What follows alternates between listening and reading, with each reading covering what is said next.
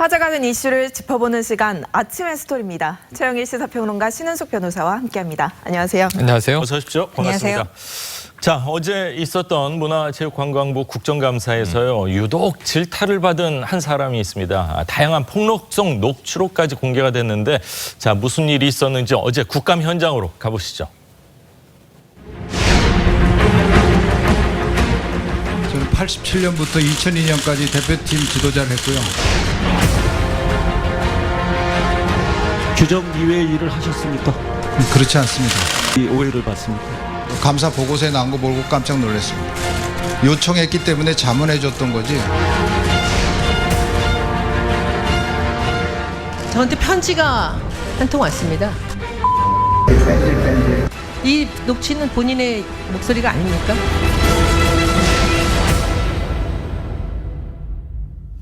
네, 이 한국체대 전명규 교수 빙상계 대부로 알려진 인물인데요. 예. 문체부 국감 증인으로 출석한 건데 뭐 여야 의원 할 거 없이 모두 다 뭐 질타를 한 것 같네요. 네, 맞습니다. 이제 빙상혁명에 대한 징계 여부가 과거에 있지 않았습니까? 예. 그러니까 징계로 인해서 사실은 그 연맹 부회장으로 있다가 퇴임한 상태인데 어제 국감장에 일반적인 사건에 대해서 이제 빙상연맹의 전반적인 비리에 대해서 증인으로 출석을 했다가 개인적으로 이제 심석희 그 선수에 관한 폭행이 연루된 것이 아니냐 이런 부분에 가서 집중적인 질문을 받았는데 이 부분과 관련해서 사실은 그 전 부회장은 한 이야기는 4년 전에 빙상혁명을 흔들려던 세력이 지금 또다시 본인을 흔들고 있다라는 그런 행위를 반복하고 있는 것이다라고 대응을 했었는데 문제는 그렇게 대응을 하다가 손 의원이 녹취록을 이제 제시하면서 이제 코너에 몰린 모양새로 이제 국감이 이뤄졌습니다. 그래서 이 녹취록이라든가 여야 의원이 합심해서 이 전 부회장을 공격을 한 이유는 겁니다. 심석희 그 선수에 대한 그 폭행에 대해서 예. 뒤에서 조재범 코치를 압박을 했던 거 아니냐. 쉽게 말하면 그 폭행을 교사한 것이 아니냐. 이 부분에 대해서 질문이 집중적으로 이루어졌습니다. 예. 말씀하신 것처럼 손혜원 의원이 질의자로 나서서 아주 다양한 녹취록을 공개하면서 공세 수위가 높아졌습니다. 이 녹취록의 내용 또한 놀라웠는데요. 어떤 내용인지 들어보시죠. 체육계에서는 증인의 포괄적인 지시와 압박 때문에 조재범 코치가 심석희 선수 등을 때릴 수밖에 없었다라고 얘기를 하는데 어떻게 생각하십니까? 그렇지 않습니다. 조재범 코치를 압박하거나 그런 적도 없으니까? 그렇지 않습니다. 녹취 하나 보겠습니다. 그리고 이 심석희 선수를 추종하는 이 선수들을 더 머리 아프게 해서 나 이거 못하겠어라고 할 때까지 압박을 가해야 한다는 그런 얘기입니다. 이 녹취는 본인의 목소리가 아닙니까? 맞습니까? 그런 것 같습니다. 심석희 선수가 폭행당한 뒤에 기자회견 하려는 걸 또 막으셨죠? 석희한테 그런 얘기 한 사실 없습니다. 다시 한번 녹취 하나 더 보겠습니다. 옛날에 맞자마자 그 다음날 기자회견을 하려고 했어요. 그래서 막은 거야. 새벽 1시까지 얘기하는데. 막았다는 게 아니라 막으신 거 맞잖아요. 국정감사에서 거짓말 하시면 안 됩니다. 제가 이 증인 막았다고 자신이 하는 부분에 대해서는 조금 다른 부분이 있습니다. 자, 뭐 통화한 내용이나 뭐 대화했던 내용이 갑자기 툭 튀어나오면은 뭐 할 네. 말이 없기도 하겠지만 다른 피해 선수들 뭐 정신병원 갈 정도로 계속 네, 좀 네. 압박을 해가지고 더 이상 확산되지 않게 해야 한다.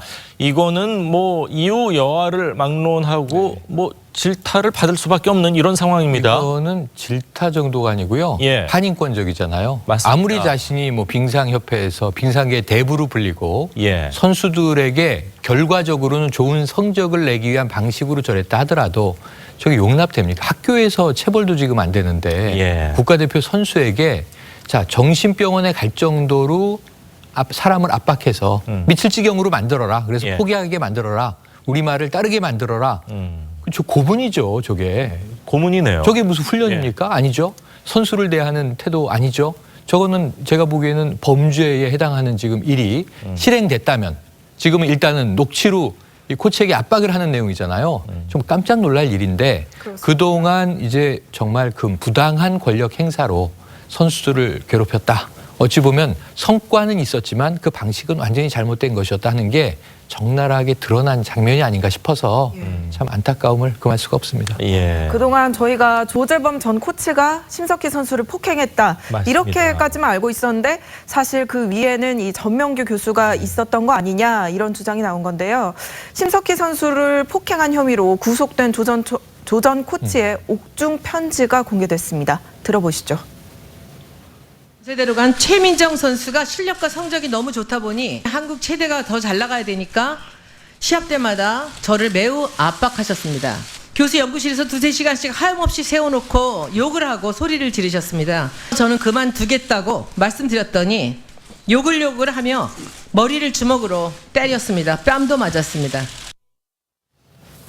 네, 코치를 압박해서 충격적이네요. 빙상 스타를 만들었다는 건데 참 체육계에 그동안 있었던 뭐 학벌주의 그리고 이 폭행하는 문화 예. 이런 게 이번에 드러난 것 같아요. 네, 맞습니다. 사실 저희가 보면 어이가 없는 일이라고 할 수 있고 정말 이게 시대가 어느 시대인데 이런 일이 아직까지 있나라는 생각이 21세기인데 예, 맞습니다. 일제 시대 때 이런 네, 맞습니다. 그다음에 모든 정보가 공개되고 투명한 경쟁사에서 이런 일이 있을 수는 없는 예. 부분인데요. 사실 그 조재범 코치가 구속은 됐습니다만 단독행위였는가라는 거에 대해서 뭐 사실 의문은 있었습니다. 근데 이번 사안으로 보면은 조재범 코치의 증언에 의하면 전명규 교수가 심석희 선수를 1등을 만들기 위해서 구체적으로 압박했다라는 정황이 나오고 있고 진술을 하고 있는 건데요. 심석희 선수를 1등을 시키기 위해서 승부 조작도 해라. 라고 하면서 이제 폭언하고 폭행을 했다라는 건데 그걸 압박하기 위해서. 네. 근데 이 부분과 관련해서 이제 조재범 코치가 왜 그럼 이제 와서 이 부분을 밝히느냐라는 부분에 대해서도 심경을 밝혔는데요. 예. 죗값을 치르게 하고 싶다. 그다음 예. 빙상연맹에서 더 이상 이런 비극이 되풀이되는 걸 막고 싶다라고 해서 9장 분량의 이제 옥중 편지를 썼다라는 거죠. 근데 이거 조 코치의 말에 의하면 심석희 선수 등에 대해서 지난 2011년부터 올해까지 약 4명 정도의 선수에 대해서 폭행을 강하고 상습적으로 상해를 가했다는 거 아닙니까? 4명이요. 네, 그렇습니다. 그래서 심석희 선수 같은 경우는 이런 폭행을 이제 견디지 못해서 이제 이탈을 하기도 했다라고 하는 건데요. 이런 부분에 대해서 사실 빙상연맹이라든가 운영진에서도 뭐 거짓말을 한 부분이 있습니다. 이제 대회를 앞두고 문재인 대통령이 평창 올림픽을 앞두고 선수촌을 방문했을 때 심석희 선수가 사실 참석을 했어야 되는데 안 보일 수밖에 없는데 거기에 대해서 감기가 걸려서 참석을 못했습니다. 맞아요. 라고 이런 거짓말도 했다라는 겁니다. 사실 그 당시엔 드러나지 않았는데 심석희 그 선수의 부친이 그 당시 심경에 관해서 이제 밝힌 내용이 있는데 사실 우리 아들 심석희가 훈련을 예. 일탈할 이유가 없다라고 밝히기도 해서 이제 간접적으로 폭행이나 압력이 있었지 않았는가라는 부분을 밝히기도 했습니다. 예. 이게 조전 코치가 지금 심 선수한테 폭행과 폭언한 혐의로 수감돼 있잖아요. 네. 그러면 이번 국감일로 이 교수님도 전 교수도 체육계 징계로만 끝나는 게 아니고 뭐 추가적인 예, 맞습니다. 조치가 왜냐 있을 수도 있고. 폭행이나 상해에 대해서 구체적인 교사 혐의가 나왔다라고 하면 정범하고 같은 형으로 처벌되기에는 교사가 가능하고요. 네. 구체적으로 역할 분담을 했다라면 공동정범도 가능합니다. 그런데 지금 자체는 뭐 그 전 교수가 부인을 하고 있지만 예. 조재범 코치의 증언이 상당히 구체적입니다. 그렇죠. 거기다 녹취가 있다라고 녹취가 보니까 있으니까요. 예. 교사 방조 혐의는 벗어나기가 좀 어려울 것으로 보여서 그렇게 만약 인정이 된다라고 하면은 조 코치와 같은 형으로 실형을 받을 수도 있습니다. 그렇군요. 편지야 사실 뭐 그 옥중에 있다 보면은 뭐 억울한 일이 많이 생각나서 쓸 수 있겠지만 녹취라는 거는 네, 맞습니다. 그 상황 자체를 증명할 수 있는 증거가 네. 있기 때문에 피해가기가 정말 어렵겠다는 생각이 드는데 정 교수는요 반면에 이 쏟아지는 의혹에 대해서 과거 안현수 선수 파벌 사건을 들면서 억울하다. 오히려 정권의 탄압을 받고 있다. 뭐 이런 얘기까지 하고 있다면서요. 네네. 그러니까 이 안현수 선수도 사실은 이 정 교수가 키워낸 인물이에요. 예. 우리가 알고 있는 뭐 김동성 선수라든가 다 스타 플레이어들이 그러네요. 스타를 참 전명규 키우긴 부회장이 했어요. 키워냈습니다. 예. 그러니까 그 성과 때문에 30년 가까이 빙상계에서 대부 행세를 하면서 버틸 수 있었던 거예요. 예. 88년부터 15년간은 직접 현장에서 전권을 흔들었고 그 이후는 부회장을 물러났지만 그래도 빙상계에는 전명규 전 부회장의 그림자가 사라지지 않았다 이런 얘기가 나왔는데 예. 그러다 보니까 파벌이 부딪힙니다. 그러니까 지금 한국 최대의 교수잖아요. 예. 그러니까 자신들의 제자 군단으로 국대팀을 꽉 채웠었어요. 근데 반대파가 당연히 있죠. 이런 파벌 싸움 속에서 빙상계가 병들어가고 있다는 얘기는 안현수 선수가 빅토르 안으로 러시아에 귀화해서 예. 러시아의 대표 선수가 돼서 금을 따서 러시아에 선사하면서 우리나라 빙상계 파다했던 얘기예요. 예. 그때도 국정감사에서 이 문제는 짚어졌었습니다. 전명규 교수가 어떤 일을 벌였는지 이제야 터져 나오는 거죠. 그래서 어찌 보면 조재범 코치의 이번 폭로는 그동안 저렇지 않을까라고 막연히 추측했던 전명규 교수 부회장의 전횡을 다 드러낸 사안이 돼서 아마 이 파벌 싸움이 존재하는 것도 맞고 예. 전명규 부회장은 상대 팀이 나를 제거하기 위해서 공작을 펴는 것 아니냐라는 논조 이야기를 할 수 있습니다. 하지만 그러기에는 본인이 저지른 죄과가 너무 크기 때문에 예. 파벌 2개가 다 문제면요. 다 그걸 뽑아내서라도 빙상계는 지금부터 개혁을 해야 되는데 예. 전명규 부회장은 상당한 책임을 져야 할 것 같습니다. 그렇군요. 뭐 쇼트트랙에 하는데 한국 체대 출신만 잘하는 것도 사실은 우스운 일 아닙니까? 그리고 여러 학교에 가가지고 이렇게 골고루. 뭐 골고루 하면서 경쟁력도 생기는 거 아닌가 하는 생각인데 맞습니다. 내가 키우고 잘하는 사람은 다 한국 체대로 싹 데리고 와야 된다. 이거부터 이런 마음부터 좀 그래서 고쳐야 되지 빙상계 않을까. 문제가 계속 터져 나올 때마다 예. 양궁을 봐라. 여자 양궁, 남자 양궁. 우리가 믿고 보는 양궁은 예. 정말 투명하게 그렇죠. 시스템 바닥에서부터 자체가. 선수들을 예. 키워 올리다 보니까 이게 정말 어긋나기가 어렵다는 거죠. 그래서 이 빙상계도 양궁계를 배워야 된다 이런 얘기를 우리가 많이 했었는데요. 예. 지금 이 폐쇄주의의 폐단이 이제 깨져나가는 것 같습니다. 많은 성과를 얻었지만 그 이면에는 우리 선수들의 땀과 눈물 그리고 고통이 좀 따르지 않았나 하는 안타까움이 있습니다. 자, 다음 이야기를 좀 하겠습니다. 앞서 리포트 내용과 전해드렸는데요.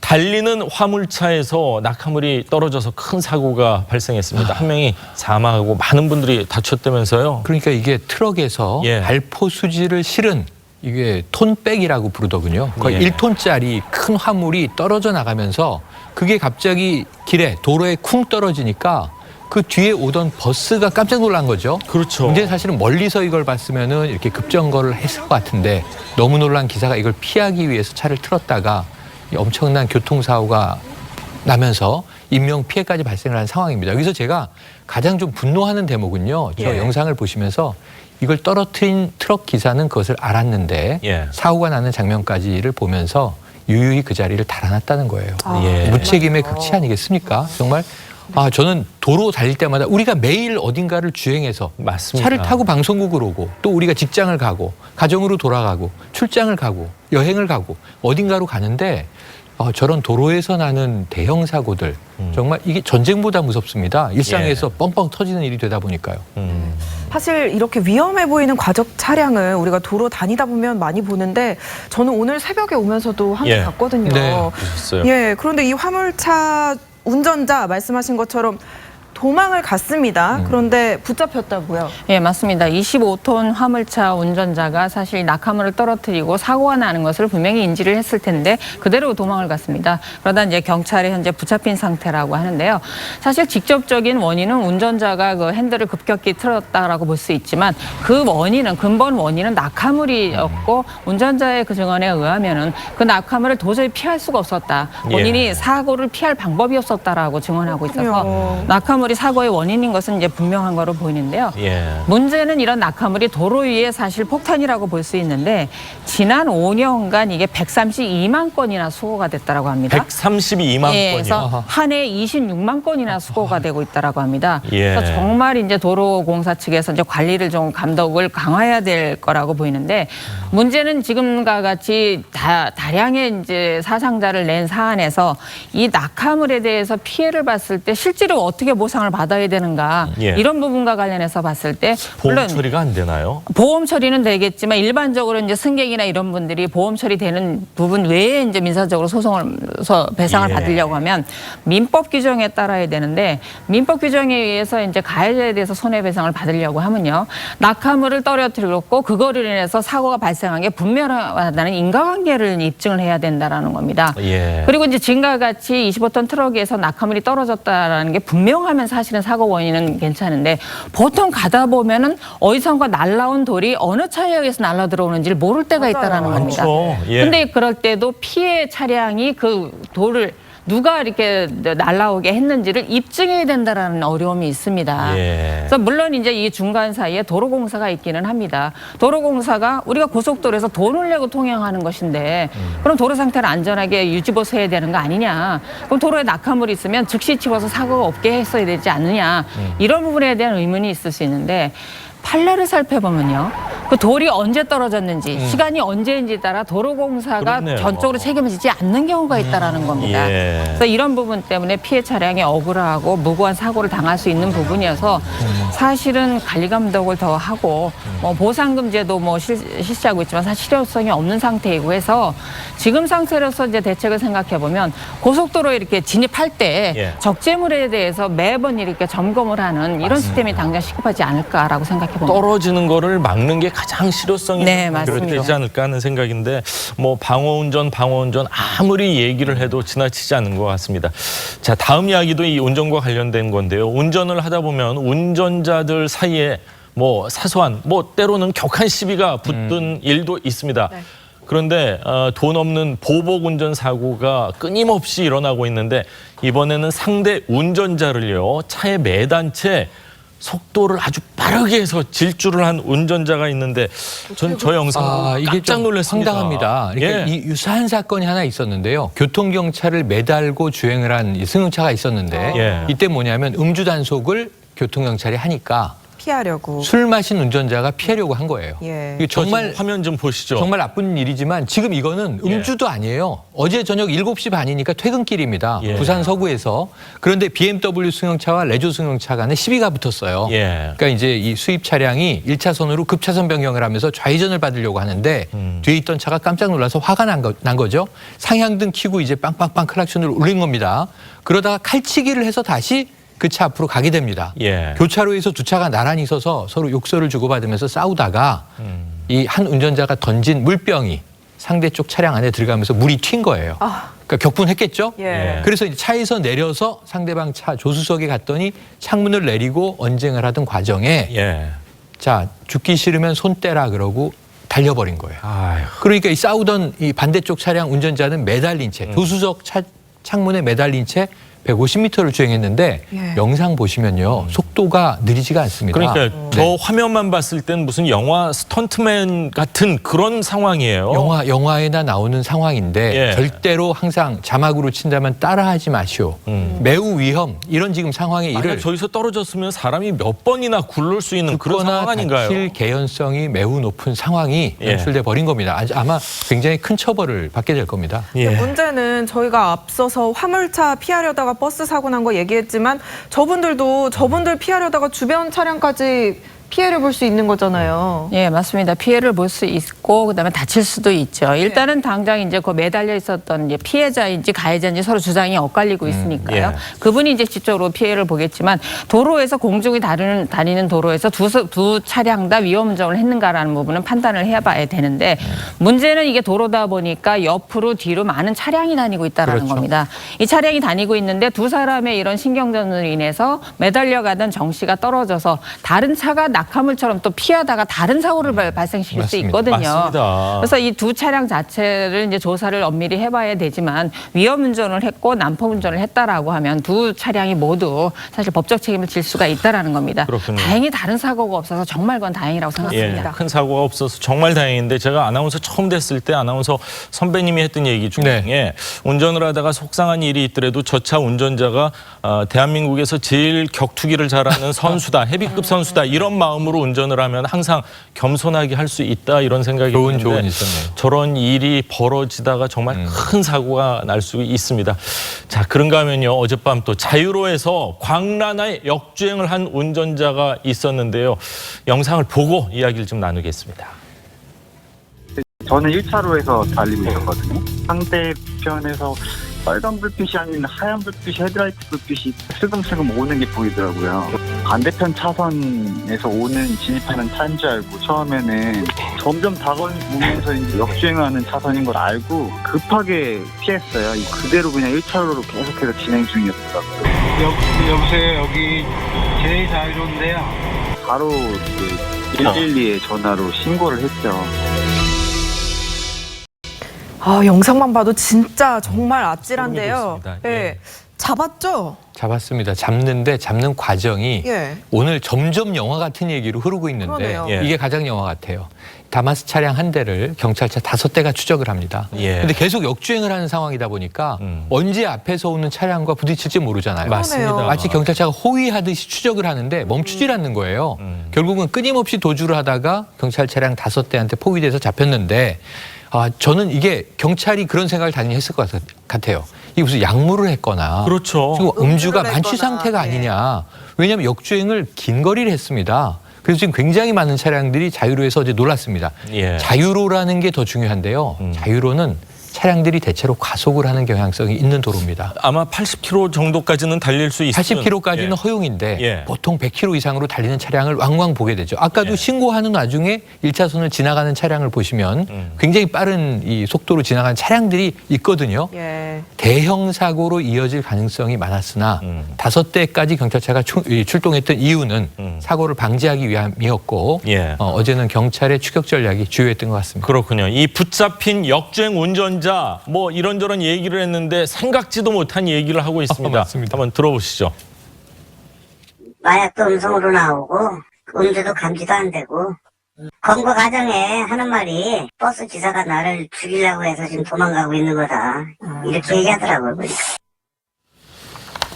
자, 어떤 뭐 피해 망상 같은 게 뭐 환청이 들렸는지 환시가 보였는지 모르겠는데 심리적 문제가 예. 있었겠죠. 저는 지금 저 얘기는요. 이 내귀의 도청 장치 이후에 처음 듣는 깜짝 놀랄 얘기예요. 벌인 행동에 비해서는 참 변명으로는 좀 말이 안 된다고 생각을 하는데 버스 기사가 날 죽이려고 한다. 틀림없이 이제 피해 망상 같은 것을 심리 검사를 하게 될 것 같습니다. 그렇군요. 정말 뭐 방어운전 아무리 얘기를 해도 지나치지 않은 것 같습니다. 운전 오늘 조심하셔야 될 것 같고요. 좀 기분 좋은 얘기 하겠습니다. 여러분들이 좋아하시는 가수 조용필 씨 데뷔 50주년을 기념하는 메달이 출시가 된다고 하는데 자, 한정수량이라고 해서 경쟁이 굉장히 치열할 것 같습니다. 이거 지금 저도 좀 사고 싶은데요. 사고 싶습니다. 여러 해 전에 제가 소녀시대 우표를 샀거든요. 예. 그러셨어요. 그 이후로 가장 갖고 싶은 게 지금 조용필 씨의 데뷔 50주년 기념 메달인데 메달이라고는 하지만 우리가 주화라고 부르죠. 그렇죠. 왜냐하면 이게 한국조폐공사가 찍어낸 거예요. 뒤에는 도난 방지를 위한 내용까지 들어 있습니다. 예. 조용필 씨의 모습이 부조로 각인돼 있는 이 주화. 이 여러 종류가 나왔어요. 아마 예. 사진 찾아보시면 정말 동하실 텐데요. 이 지름신이 내린다 이럴 때 쓰는 말일 텐데 이 가장 싼 게 16만 원대입니다. 비싼 건 275만 원짜리도 있습니다. 예. 그런데 이거 아마 제 생각에는 이 시간이 흐르면은 이 한정판 이거 예. 가지고 있으면 시간이 흐르면 소장 가치도 높아져서 나중에 가격이 낮아지진 않고 굉장히 높아질 것 같은데요. 예. 꼭 이제 조용필 씨의 팬으로는 사고 싶네요. 네. 조용필 씨 50년 동안 이어온 음악에 대한 열정이 정말 대단합니다. 데뷔 50주년을 맞은 조용필 씨의 이야기 들어보시죠. 그 지금 50년이라고 했던 게 어떻게 보면 진짜 50년이 왔나라는 느껴지지 않는 현실이기도 하고 또 억울하기도 하고요. 또 하고 싶었던 거 다 못하고 시간이 그렇게 많이 남지를 않았으니까 그래도 하고 싶어요. 그게 제 인생이기 때문에 저는 음악이라면은 뭐 다 하고 싶거든요. 나 이런 것도 해봤으면 좋겠다 하는 것들이 너무 많아요. 근데 그걸 못하니까 좀 억울하기도 하고. 자, 조용필 씨, 저도 기념주화 꼭 사도록 하고요. 네. 또 기쁜 소식이 있습니다. 이문세 씨 16집으로 돌아왔는데 16집이요. 예, 16번째 이제 네네. 앨범을 냈습니다. 앨범 발표 소감 먼저 잠시 들어보시죠. 이문세가 여러분 느낌에 그냥 아름다운 슬픈 발라드 음악을 쭉 해왔던 가수고 뭐 지금도 그걸 기대하시잖아요. 근데 그런 음악만 계속하면 듣지 않아요.